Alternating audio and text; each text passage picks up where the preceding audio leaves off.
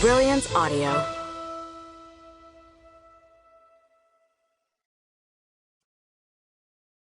Haunted House, a Krewe of Hunters novella, by Heather Graham, performed by Paul Boehmer.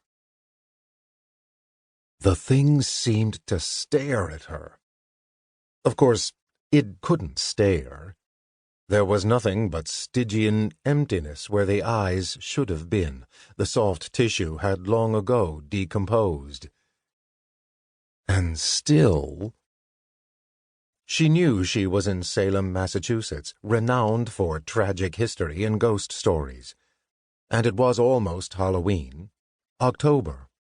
Haunted Happenings was coming into full swing, filled with scary fun and delight and this. Dear Lord, it was something straight out of a horror movie, except that it was real. She was dreaming. Somehow, Kylie Connelly Dickson knew she was dreaming. She also knew that, somehow, the dream was real.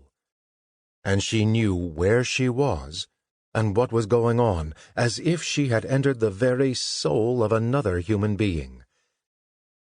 She was in an old house, one known for its tragic history, curses, hauntings, and all that came with such a place.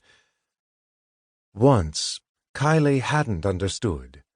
Now, since she'd met Jon, she knew something about her unique talent, enough to know that she was seeing, feeling, and knowing things as another person. And she knew the circumstances because she had the memories and information of the soul she had entered. She was another person at the moment. She even knew who she was this time.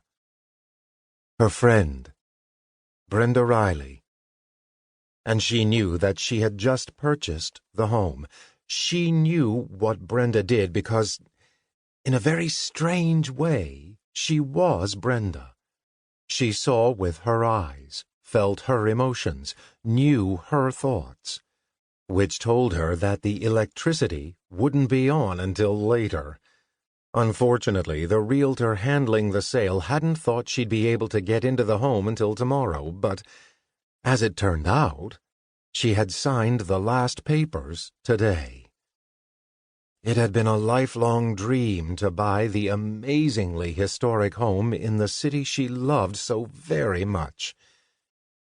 Mandy Nichols, the realtor for the absentee seller, had been wonderful, hurrying things along as best she could, knowing how much Brenda loved the house. But this... She was amazed that she hadn't screamed. Maybe because, in the Halloween season, all kinds of pranks and shenanigans went on. Or perhaps more likely it was because all her breath was gone and she had nearly passed out. And though her flashlight reflected off the white gleam of the skull and other skeletal remains stuffed behind the deteriorating false wall, she still hadn't moved. Because she was frozen stiff with shock and fear. The house that had stood before had belonged to a woman accused of witchcraft. Not one who had been executed, but one who had died nonetheless. Her family had left Salem, cursing the very ground.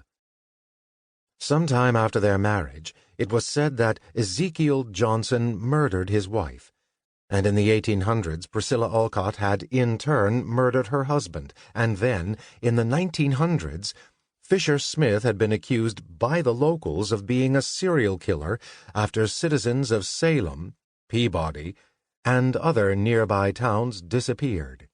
Even in 2001, a ghost tour guide had vanished after pointing out the house, the ghosts of the dead who haunted it, and stating how the land itself had been cursed.